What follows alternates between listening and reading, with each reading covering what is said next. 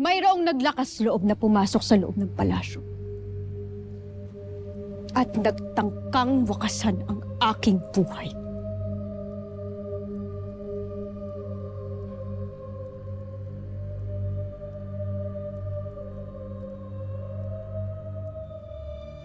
At sino naman na nagtangka sa iyong buhay, Hara Armea?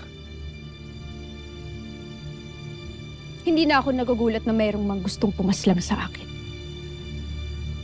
Ngunit ang mas mahalagang tanong ay sino? Sino ang nag-utos? Kaya hayaan ninyo akong tanungin ng mga kataas-taasan na pinuno ng Sapiro.